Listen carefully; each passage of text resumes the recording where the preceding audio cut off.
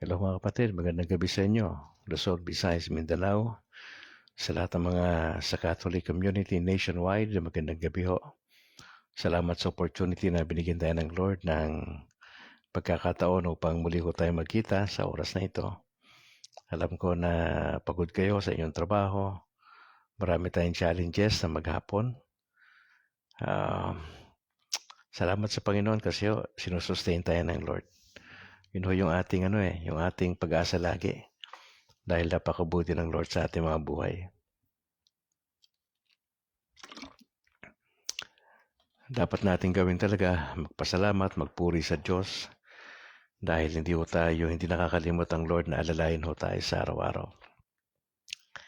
Medyo pagod ho ko dahil marami tayong pinuntahan, mga inasikaso dito sa Maynila. At ito, harap ako sa inyo uli, alas 8, para magbigay po ng inspirasyon sa inyo mga kapatid. But before that, tayo po ay magsimulang manalangin muna tayo. In the name of the Father, the Son, the Holy Spirit.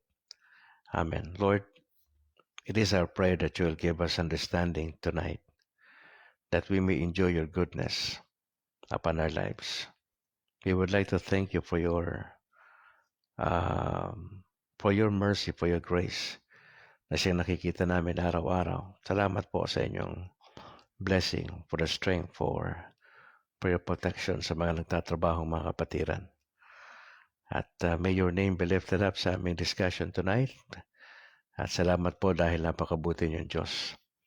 Salamat dahil nagkaroon kami ng opportunity to have a Bible sharing tonight. Samahan niyo po kami, Banal na Espiritu, that we may enjoy this fellowship. And we would like to invite your Holy Spirit to be with us, to enlighten us. Makatulong nawa sa amin to ng malaki sa aming buhay pananampalataya ang aming mapag-uusapan. Samahan niyo kami, mahal na Birheng Maria, and we also ask your intercession para po sa ating evening broadcast. We pray this in Jesus' name. Amen.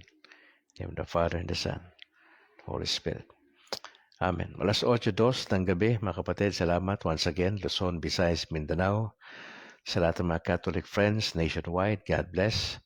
Salamat, Ramini, Batang Bronze. Salamat for joining sa ating evening broadcast. Mga kapatid, gusto ko ikwento sa inyo kasi ang sabi ko nga sa inyo, ang itatawag na lang natin dito sa kada gabi na broadcast ay experience breakthrough. Okay? Pag sinabi natin breakthrough, yung may nangyari, nakakaiba, na hindi mo in-expect. Yung bang example ng breakthrough, napakahinang estudyante, puro failure, first, second, third, tapos pagdating ng fourth grading, 90, 90, 90, 90. Ano yun? Sa isang banda, breakthrough po yun kasi nalampasan niya yung mga pagsubok ng buhay bilang estudyante. Opo. Pag sinabing breakthrough, talagang kakaiba na may nangyari na kung saan matutuwa ka sa dulo.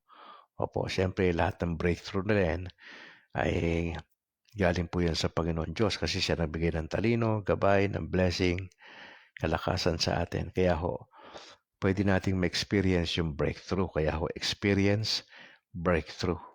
Hindi lang basta nag-breakthrough, you have to experience it. Opo, napaka-importante yan. Babasa muna ako ng ilang talata dito sa Ephesians chapter 6. Kasi may connection ito sa aking si-share mamaya. Tukol doon sa lakad ko sa aking panganay na anak. Opo. Yung aking mga anak sa una ko marriage. Opo. Magandang malaman lang ninyo ang istorya para at least meron kayong guide at tignan din natin ang ating mga sarili kung anong pwede natin madampot na lesson. Ang sabi sa Ephesians chapter 6, 1 to 4. Sabi, children, obey your parents because you belong to the Lord, for this is the right thing to do.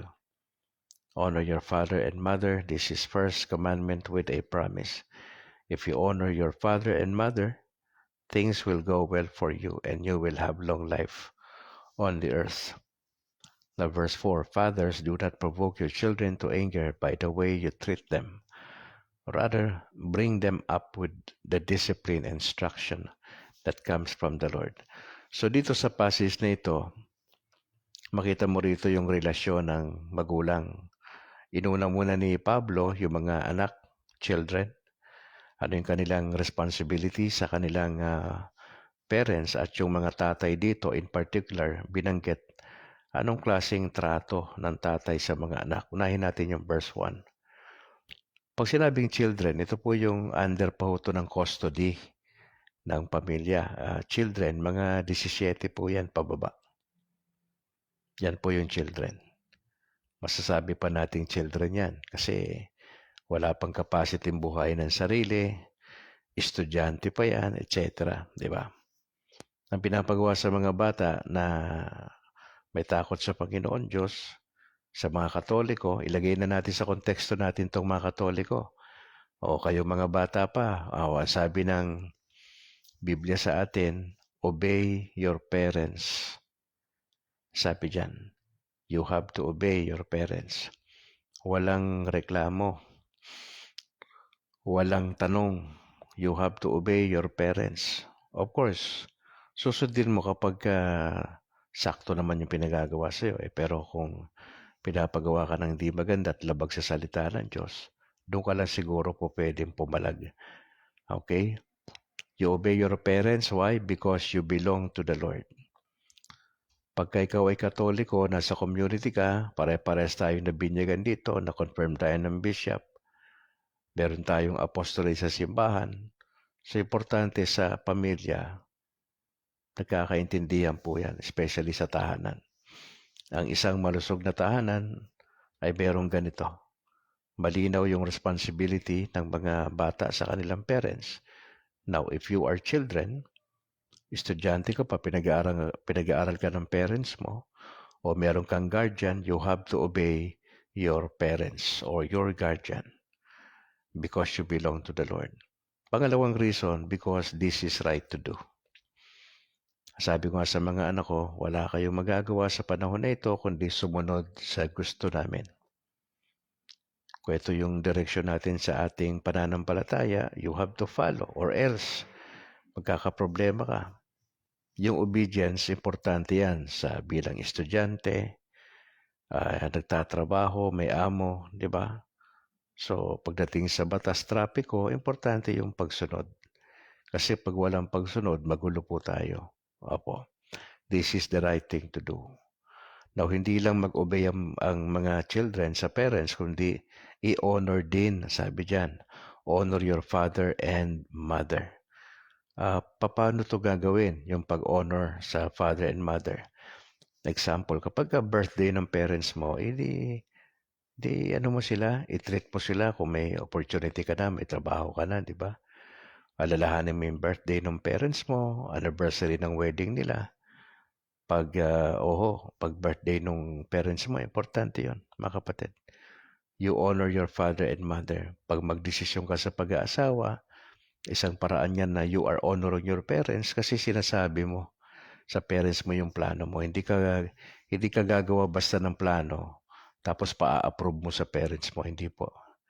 Annalyn Calixtroma, magandang gabi. Salamat for joining. Kay Bobby Tarok, maraming salamat kapatid. At yung iba pang hindi ko nababanggit kasi medyo mabagal yung hindi siya umaakit kagad, hindi ko makita. Pero dito meron na siyam na nakikinig sa ating live broadcast.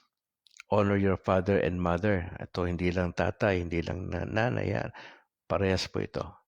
Bakit po? This is the first commandment with a promise. Ano po yung promise? Hahaba yung buhay ng mga batang sumusunod sa kanilang magulang. Totoo yan. Sabi ng parents mo, huwag ka sumama dyan sa barkada na yan kasi nagda-drugs yan. Pero sumama ka, di nahawa ka sa kanila.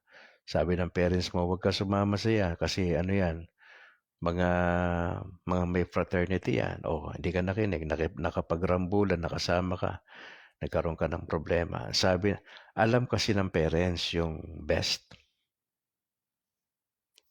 Alam kasi ng parents ko ano mas maganda. Kaya, if I were you, kayo po ay children, nandun pa kayo sa ng parents ninyo, you have to follow. Or else, mapapahamak po kayo. Now, things will go well for you and you will have a long life on the earth. Pag hindi marunong makinig ang anak, nadidisgrasya, napapahamak. Sinabihan ng parents, huwag kang tumuloy dyan sa barkada na yan, tumuloy, napahamak. So malaki ho yung benefit na kung matututunan ng mga Katoliko sa Pilipinas, entire Catholic community, na maituro to, yung obedience ng mga anak natin. Nagsisimula ho talaga yan at early age. Ilang buwan pa lang yung bata ninyo, inaalalayan nyo yan, tinutulungan nyo yan eh. Kayo nagdidisiplina. Ang problema lang kung ang mga anak ninyo lumaki sa biyanan, lumaki sa lolo, lola. Mostly spoiled eh, yung mga batang lumaki sa kanila. Now, nasasabi ko ito kasi nga ho, medyo matagal na ho tayo, 50 mahigit na po tayo at marami tayong naobserbahan, nakausap. At sapat na ho yun para sabihin ko po ito ng may authority sa inyo. Kailangan pagdating sa pag-aalaga ng mga anak, hands-on tayo. Hindi mo yan ipaano sa biyanan mo kasi iba yung direksyon ng biyanan. Hindi yan sila ganun pagdating sa mga apo nila. Masyado silang maluluwag. Majority po yan sa Pilipinas yung sinasabi ko.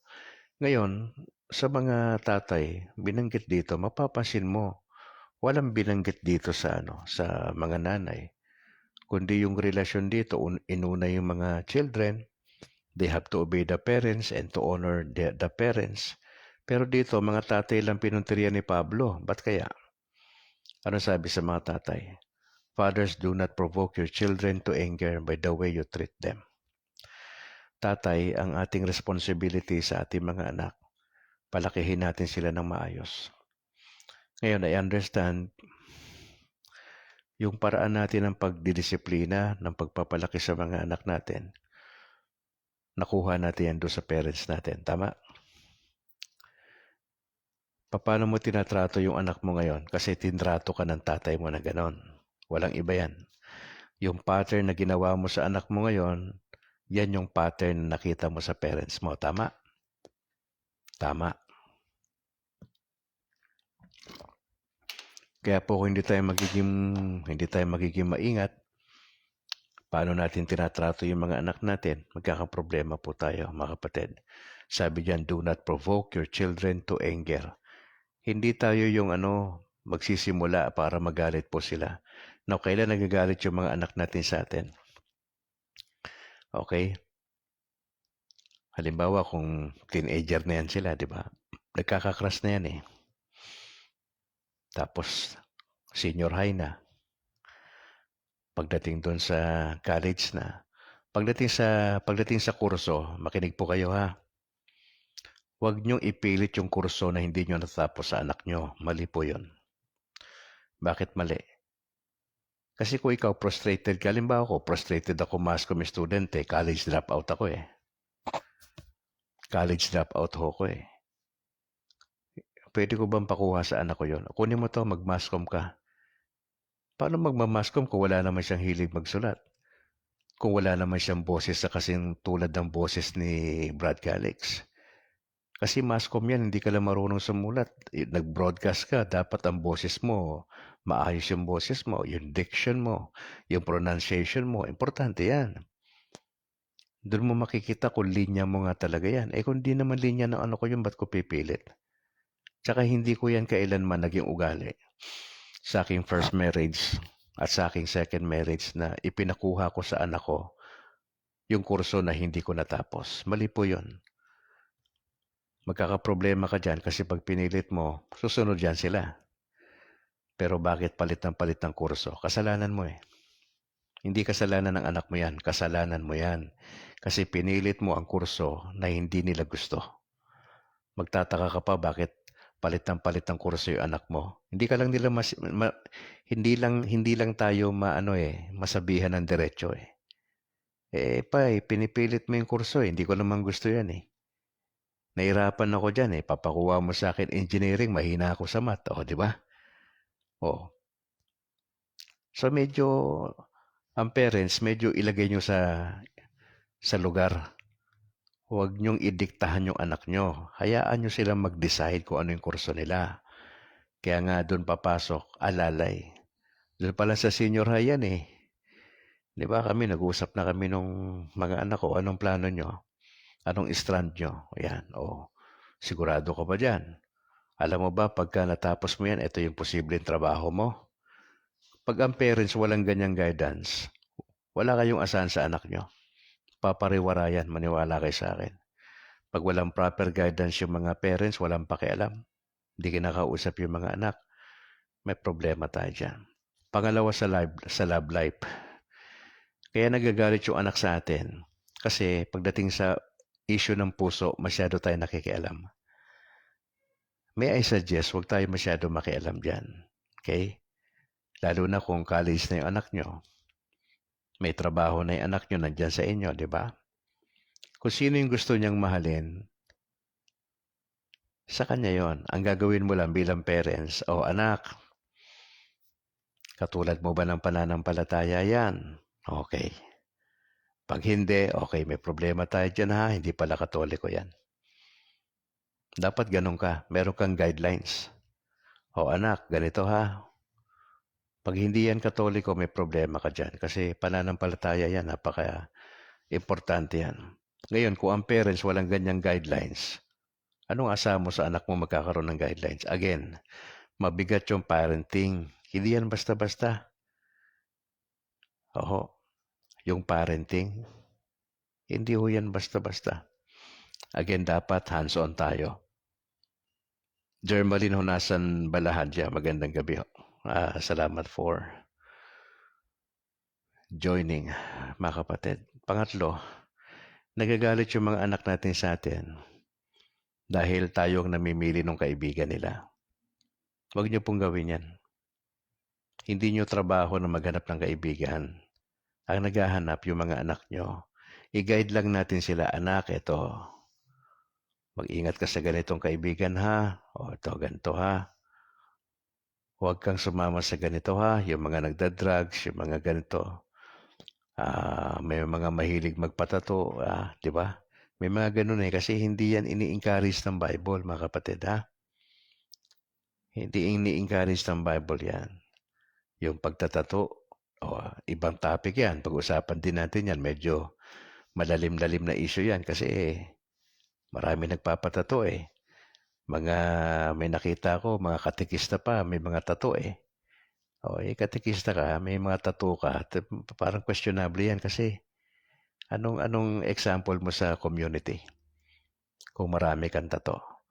Maliban na lang na hindi ka pa Katoliko na bago ka lang, maintindihan namin yun eh. Pero kung matagal ng Katoliko at maraming tato sa katawan, medyo may problema ako doon sa isang banda. Oo. Maganda mag-decide yung kapatid na yan, na katekista, na i-consider niya na medyo either patatanggal niya yon. Kasi yun eh, marami kasing implikasyon sa mga tato. Pag-uusapan natin yan later on ha. Medyo kalma-kalma lang muna tayo. Dito tayo sa pinag-uusapan natin. Nagagalit sa atin ang mga anak natin kung nakikialam tayo kung sinong kakaibiganin nila. Ang dami pong reason kung bakit pwede magalit yung anak sa atin. Now, sabi ng Bible, "Do not provoke your children." Pag sinabing provoke, hindi yung ikaw yung pagsisimula ng galit ng anak mo. Opo. Alam po ba ninyo, natutunan ko lang din po yan. Yung aking first marriage po, na meron akong 2 anak. May 2 apo na ko eh. Sa aking unang first marriage ko, namatay yung misis ko. Opo. At mamaya, share ko sa inyo kung anong nangyari ha. Kasi alam ko excited kayo mapakinggan kung ano nangyari. Medyo po eh. Nung aking first marriage, nung nagsisimula po kami, hindi rin ako ganun na parents eh. Opo. Kasi nga, maaga ako nag-asawa, 19 anyos. Unang simula ko po ng pagpapastor yun 19 anyos. Opo. Yung aking may bahay na eventually namatay din nung kalaunan ay fresh graduate sa college. Opo. So, pastor ako, tapos siya ganyan. Tapos eventually nagkaroon ng trabaho yung aking asawa. So, medyo parehas kaming busy. Hindi namin naasikaso masyado yung aming mga anak. Kaya nagresulta yun minsan sa hindi magandang relasyon. Naranasan ko po yan, yung mag-adjust ka ng unang 3 taon. Napakahirap. Iba yung ugali ng mga anak, tapos yung style ng parenting natin, may problema po. Pads Joe Karl Marx, magandang gabi po, Pads. Salamat for joining sa ating broadcast. Mabuhay po kayo at sa inyong parokya. Opo, salamat. Si Agaton Ray Alfante, salamat bro sa pag-share ng video natin. Ayon po sa pag-aaral, meron pong 4 na klase ng parenting styles. Opo. Una, may tinatawag na authoritarian. Pangalawa ay authoritative. Magkaiba ho yan ha. Yung authoritarian sa authoritative, magkaiba yan. Pangatlo, permissive. Ika-4, neglectful. Ngayon, ibang topic naman yan, yung parenting. Sinasabi ko lang na yung ating parenting style, iba-iba tayo. Tatanungin mo ko, ikaw, Brad Calix, saan ka ba dyan? Authoritarian ka ba? Authoritative? Permissive ka ba? O neglectful? Alam po ninyo, honestly, meron din akong time na naging neglectful ako. Kasi sobrang busy sa pagpapastor eh. Kasi missionary pastor po ako eh. Pag sinabing missionary pastor, church planter po. Pag nagpunta kami sa isang lugar, nagpa-plant kami ng church. Sa aming sistema, 3 hanggang 5 taon dapat mabuo yun as a local church. So, ibig sabihin, araw-araw nagbibisita ako sa mga Katoliko. Nagba-Bible study ako, no? Ako'y pastor pa. Ang Monday po yung day off ng pastor. Opo, yan. Busy po kami niyan. Siyempre, yung mga bata ko maliliit pa, dumating ako sa point na nag-neglect ko sila. Habang lumalaki po sila, na-apply ko po itong authoritative ako eh. Nakuha ko yan sa aking papa. Authoritarian ng papa ko, kinokontrol niya kami. May obedience, dapat may rules. Ang authoritative naman, lagi yan nag-i-explain sa mga bata. Kaya kita inaano, ganto-ganto yan. Puro reason yan sila. Lahat ng kanilang pinagagawa, may mga reasons po yan. So, ano ang gustong gawin sa authoritative na parents? Kasi gusto niyang ma-develop yung anak niya na mayroong clear understanding kung ano ang tama at mali. James Regalario Sabino, magandang gabi. Pipito Barbon, maraming salamat. Yung permissive naman, ito yung mga magulang na, hayaan mo na yan, ikaw naman no. Pabayaan mo na yan sila kung sila ay pupunta sa ibang lugar. Hayaan mo mag-enjoy. Alam po ba ninyo isa sa mga pinag-aawayan ng mag-asawa? Paano ipapatupad ang pagdidisiplina? Dapat klaro po yan sa inyo bago kayo nag-asawa. Pinag-uusapan po yan. O paano natin i-handle yung ating mga anak later on. Kaya ho, sa aking karanasan, kapag marami po yung anak, ang hirap i-manage.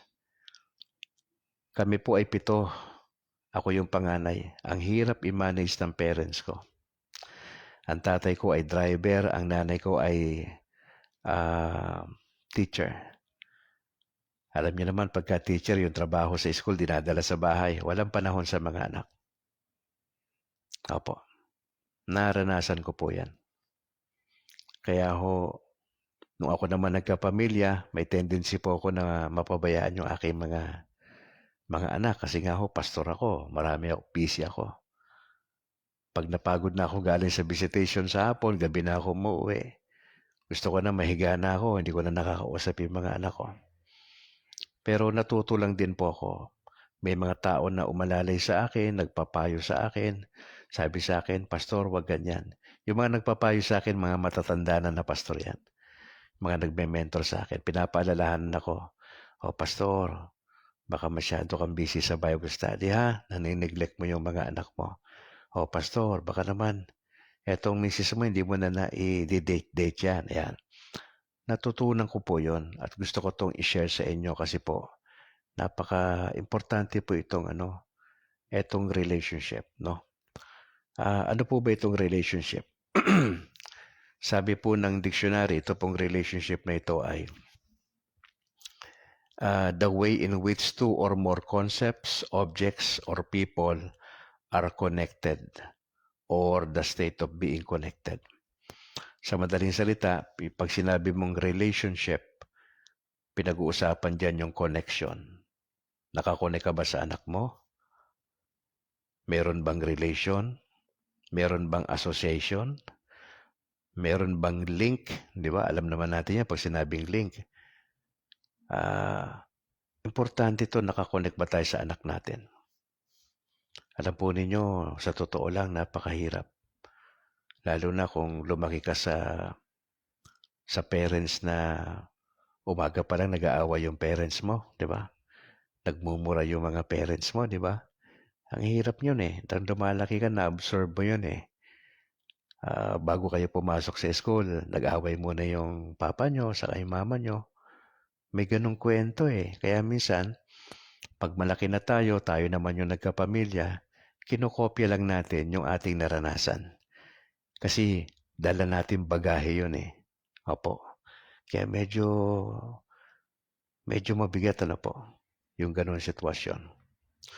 Ngayon, gusto ko pong ikwento sa inyo, no? Ito naman kasi ay open po naman ito na kwento.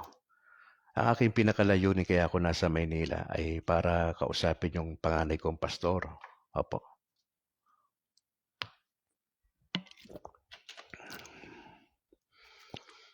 Yung anak ko na pastor, yan po yung anak ko sa unang marriage ko na namatay ang misis ko. Mga 30 anyos na ho siya mahigit ngayon at meron akong apo na isa.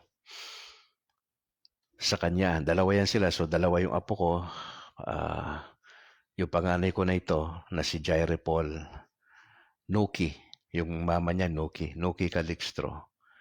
Tapos po sa kolehiyo yan, HRM. He graduated with flying colors dito sa URS, no, sa Antipolo. University of Rizal System. Ano yan, with highest honors yan, yung aking anak. Matalino yan, manasananan niya yan. So, at first, hindi naman po siya, ako po nag-disciple kasi dyan. Tinuruan ko ng mga aral sa Panginoon hanggang sa dumating yung point na na-involve siya sa alliance. Eventually, sinasabi niya sa akin, Pa, ano ba ito? Ito na ba yung sinasabi mo na calling from the Lord? Hindi po kasi katulad ng ibang pastor na, yung mga pastor na prostrated ba? Na pagpapastorin nila yung anak nila. Mali po yun eh. Kasi ang pagpapastor, calling po yan. Dapat maintindihan yan ng mga tao. Hindi mo pwede. Hindi kasi yan kurso na ipapakuha mo sa anak mo. Mali po yan. Ayan po yung natutunan ko lang din sa ministeryo na yung mga anak ng pastor na pinagpastor nila, imbis na naging maganda resulta sa ministeryo, sumama pa. Bakit? Hindi sila tinawag ng Diyos doon eh. Pinakuha lang yun ng tatay nila. Itinulak lang sila sa Bible school sa seminary. Ano resulta? Hindi nga nila gusto yun eh. Yan ho ang nangyayari sa Pilipinas. Kaya ho maraming imbis na nagiging maganda ministeryo, nagiging masama. Dahil in the first place, walang panawagan ang Diyos sa anak ng pastor. Hindi ibig sabihin anak ng pastor, automatic, pagpapastor yon. Kalokohan po yon. Di po totoo yon. Sa case ng anak ko, wala akong anak na sinabihan magpastor kayo. Because I understand na ang pagpapastor ay calling yan. Parang pagpapare. May tawag ba ang Diyos? O baka damdamin lang yan. Ang sabi ko sa anak ko, you talk to your senior pastor para ma-determine kung ikaw ay may tawag sa Diyos. Saka hindi ikaw magsasabi niya na may tawag ka sa Diyos. Ang magsasabi niyan ang pastor mo, ang magsasabi niyan yung mga leaders mo sa church. Kasi dapat may ginagawa ka na dun eh. Halimbawa, nagtuturo ka ng Sunday school. Okay, binigyan ka ng assignment, mag-preach ka. Na-expose ka, malalaman namin yan. Itong kapatid na to, parang may calling ito. Parang may calling ito sa Panginoon. No, kailangan yan, ma-determine po yon sa pananalangin at sa patuloy na pagmiministeryo. Opo. Sa madaling salita, dumaan po siya sa ganong stage yung aking panganay. Hanggang sa dumating yung point na sinabi ng pastor niya, okay, yung calling mo sa Panginoon Diyos, kailangan mo mag-prepare. So, he entered seminary.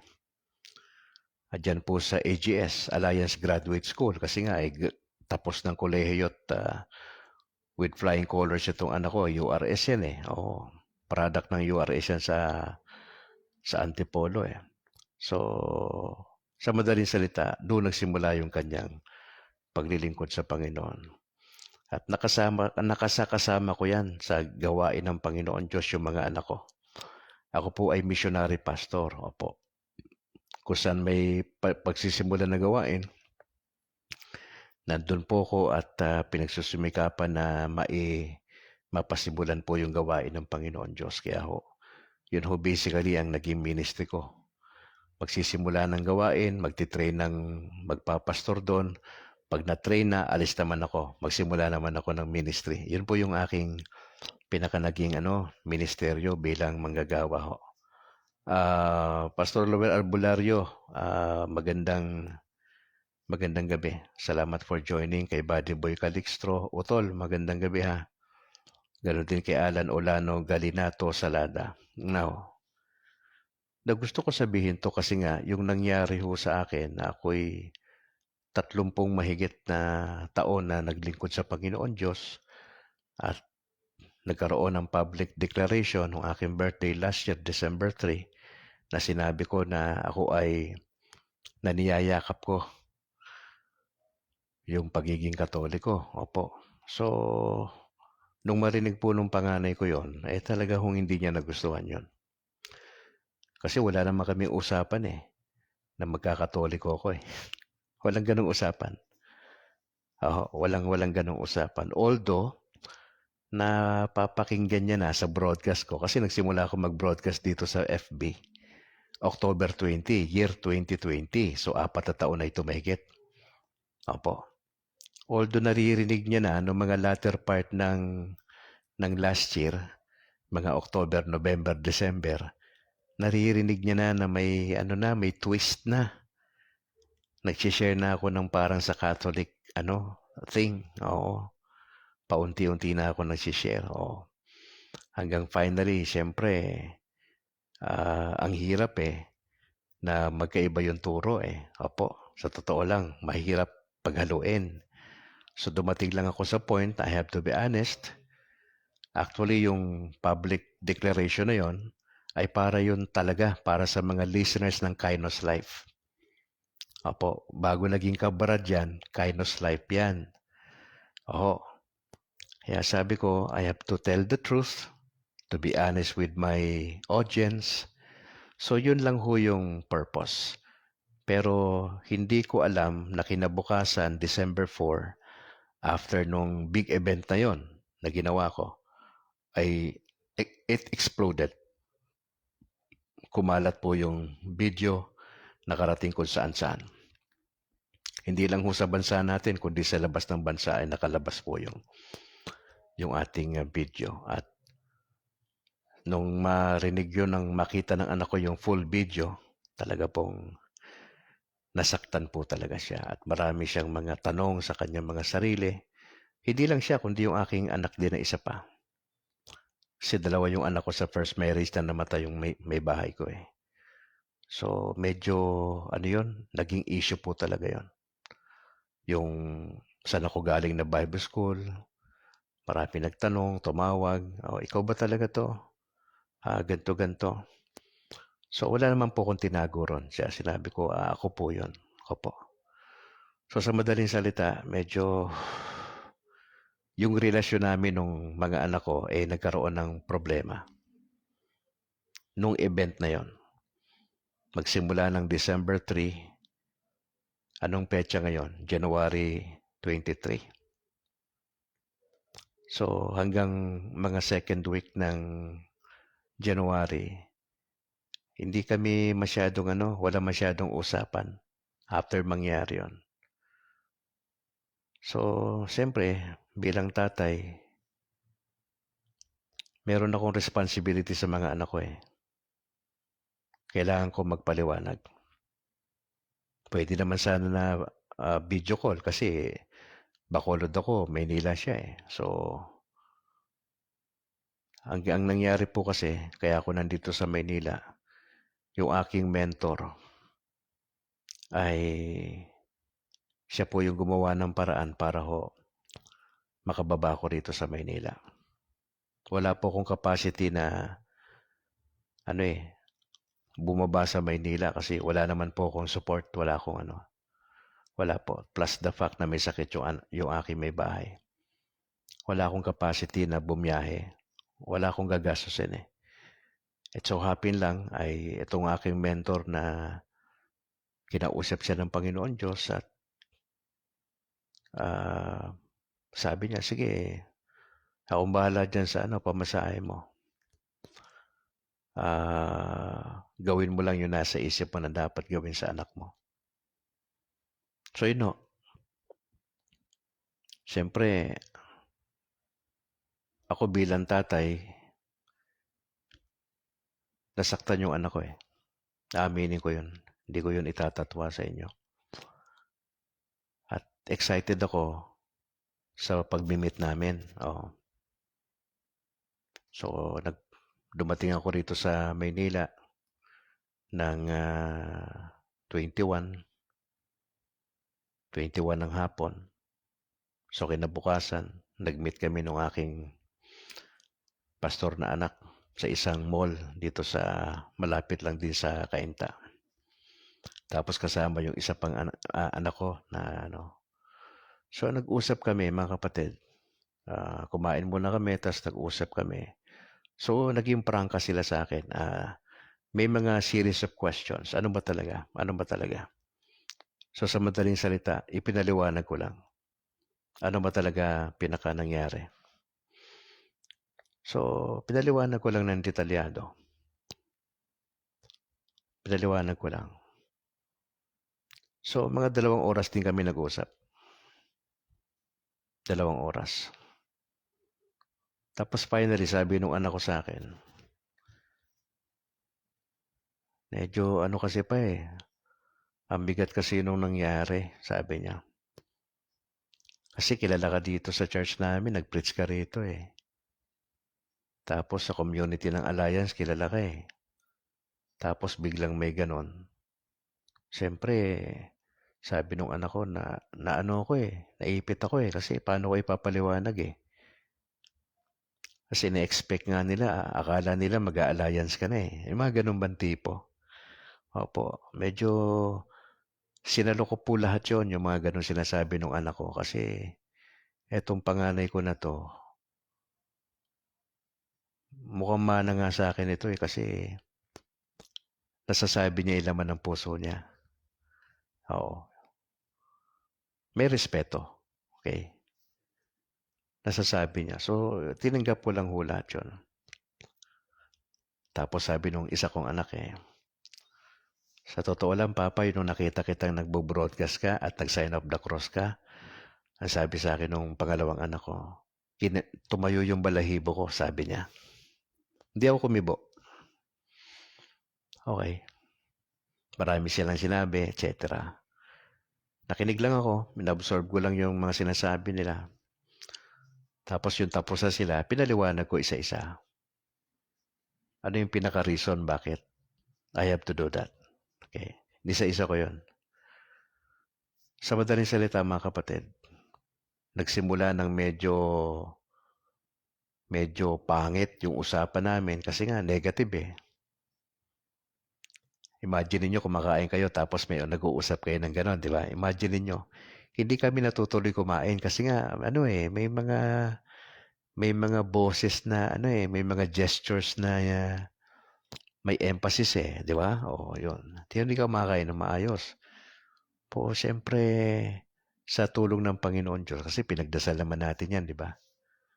So, sa tulong ng Panginoon Diyos, after ng 2 oras mahigit na usapan namin, finally, sabi nung panganay ko, kaya pala. Ganun pala. Okay. So, mga kapatid, salamat sa Panginoon kasi okay na po kami. Okay. okey na po kami nung aking anak na pastor saka yung pangalawa, na nasabi nila yung gusto nilang sabihin at naipaliwanag ko naman din kung bakit nagkagano'n. At, ang habiling ko lang sa kanila, "Anak, ito yung plano ng Lord sa papa niyo, eh. Ang maganda lang ipagdasal niyo lang ako kasi ibang community na 'to, Catholic community 'to." Oo. Marahil sa una medyo hindi kayo sanay sa ganito, pero eventually sana matanggap niyo ito kasi pagdating ng panahon talagang whether you like it or not, iyon talaga yung tatay niyo, eh. So, kailangan niyo lang ding mag-adjust, oo, sabi ko sa kanila. Tapos ang ginawa po namin no'n 'no, okey na, ayan na kami. Sabi ko sa mga anak ko, magbibilyar sana kami kasi ano kami, nagbibilyar kami 'pag nagpupunta ako ng Manila, eh. Nagbibilyar kami, okey. Pastime namin 'yan, bibilyar kami.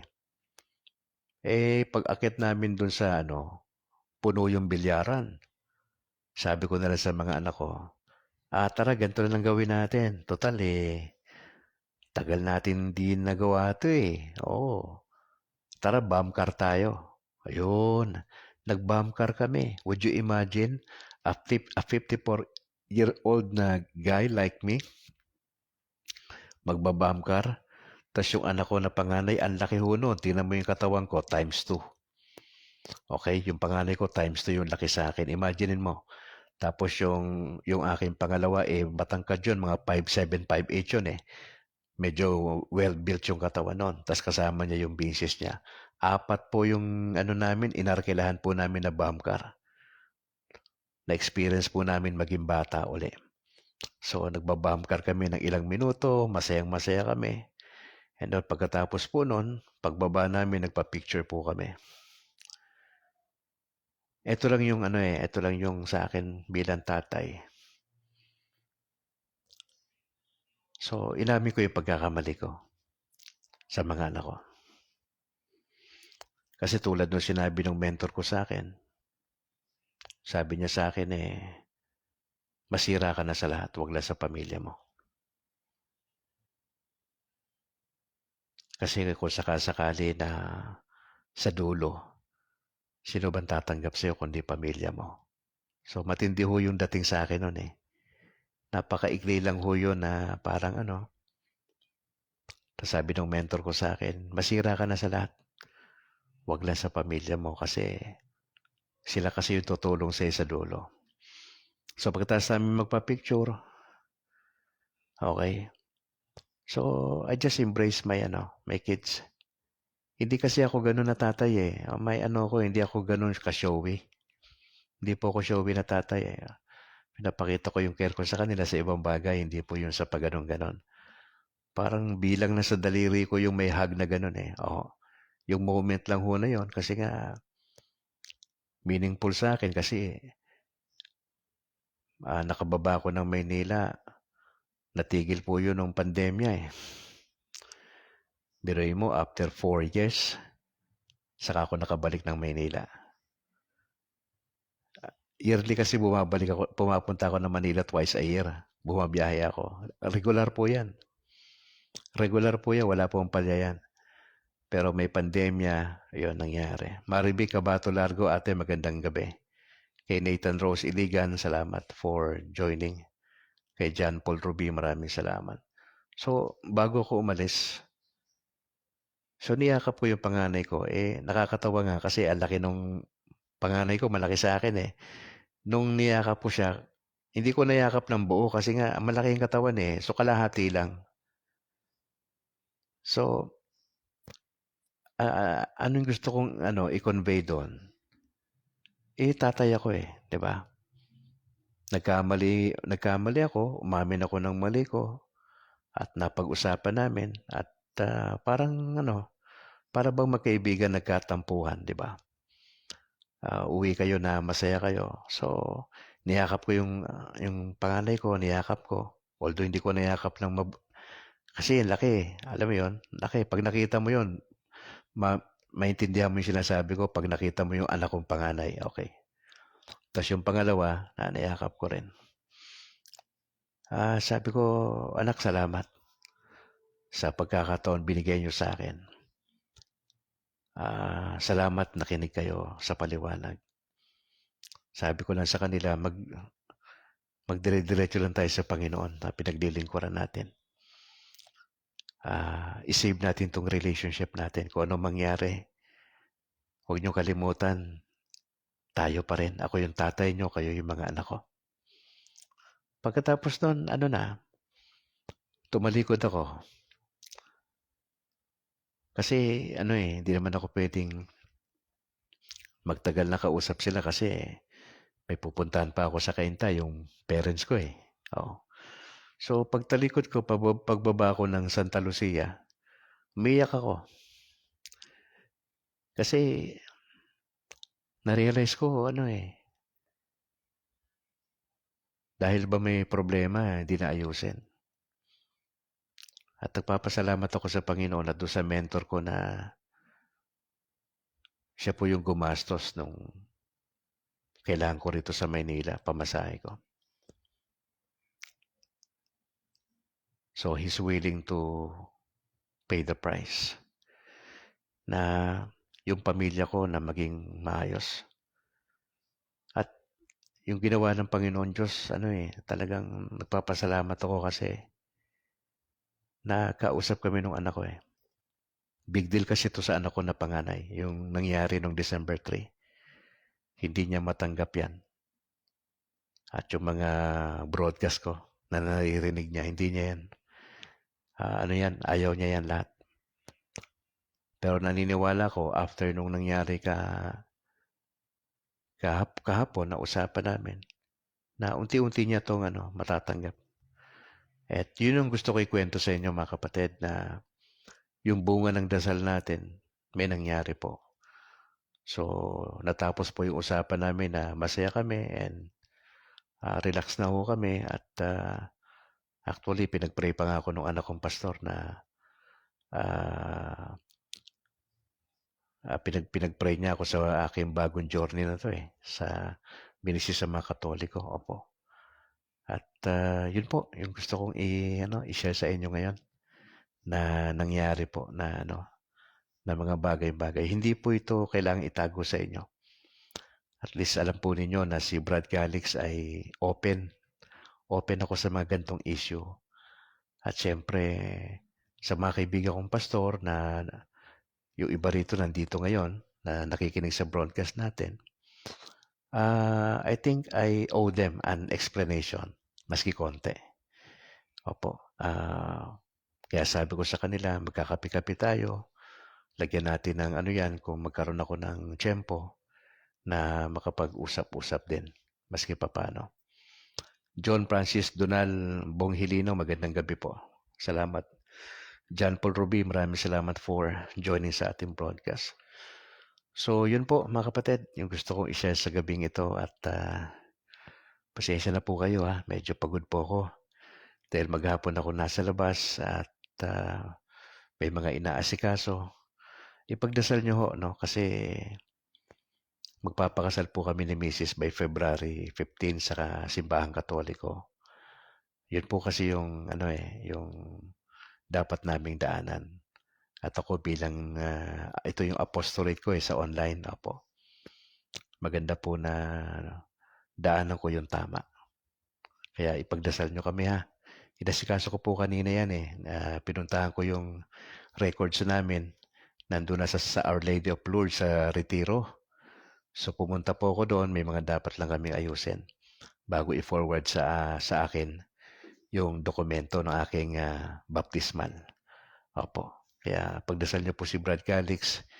Ito po ay dumadaan po ako sa mga ganitong series of challenges. Wala na po itong urungan. Ito po yung nagdesisyon tayo. Ito ay for life na decision. Hindi ito madali on my part. At least unti-unti naaayos yung mga dapat ayusin. Pag-uwi ko ng Bacolod, may mga ayusin pa tayo sa mga ibang grupo na kailangan tayong mag-share sa kanila ng konti para at least maintindihan po nila kung bakit nagkaganon. Alright, maraming salamat mga kapatid for joining alas 8:49 ng gabi sa aking orasan. At sana nga po ay nakapulot kayo ng ilang mga prinsipyo na pwede nating ma-apply sa ating sariling pamilya. At yung title nga natin Family Matters. Importante yung pamilya, wag natin ipagpalit yan. Maski na anong nangyayari, baka pwedeng pag-usapan. Dasal tayo, magantay tayo sa gagawin ng Lord. So, yun po yung dapat natin gawin. Opo. Sige, kita-kits tayo bukas. Bukas yung aking flight ng alas 12 ng tanghali, pabalik ng Bacolod via Philippine Airlines. Meron pa akong broadcast bukas dito. Alas 6 makikita po tayo. Bukas, Lord willing. At itutuloy ko naman sa gabi pag nandun na ako. Pag nakauwi na tayo at hopefully okay yung katawan natin, broadcast tayo ng alas 8 bukas ng gabi. Sige po, tayo po yung manalangin. In the name of the Father, the Son, the Holy Spirit. Ama, salamat po sa aming natutunan tonight. Indeed, family matters. Yung nangyari sa akin, sa aking anak na pastor na hindi niya na-gets yung December 3 na pangyayari. Maraming questions sa kanyang isipan. Pero salamat kasi naipaliwanag ko yung bakit ba nagkaganon? Ano ba yung dahilan? Lord, salamat sa mga kapatid na nagdasal na maging maayos po ang lahat. Maraming salamat po sa inyo kasi napakabuti niyo po sa aking pamilya at sa aming lahat. Ang pinagdadasal ko po, Lord, ay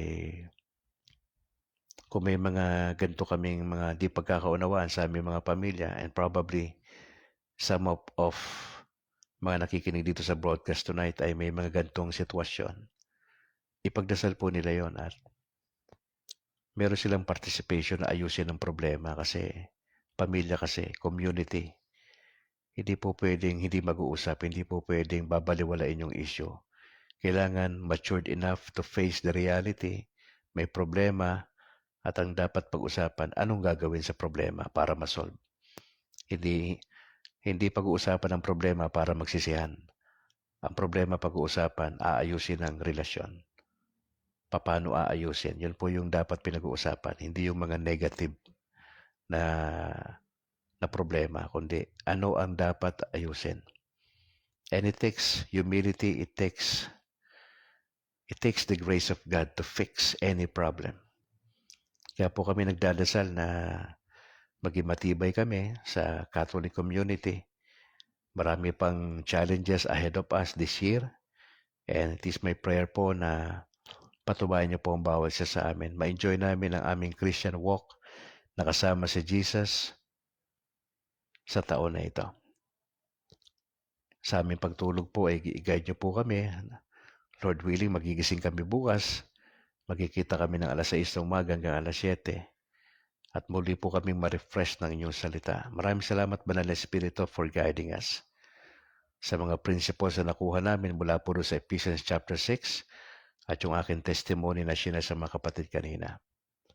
Magsilbi nawa itong paalala sa amin. Maraming salamat po. We pray this in Jesus' name.